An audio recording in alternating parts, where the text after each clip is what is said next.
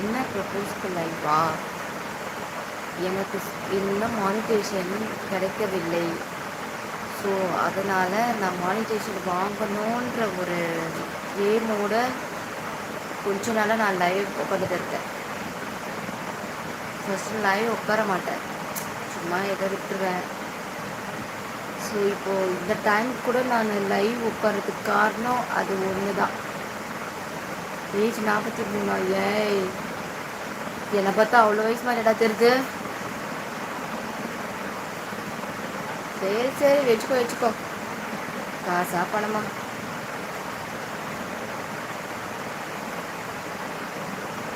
So watch ஹவர்ஸ்க்காக I am come with live daily.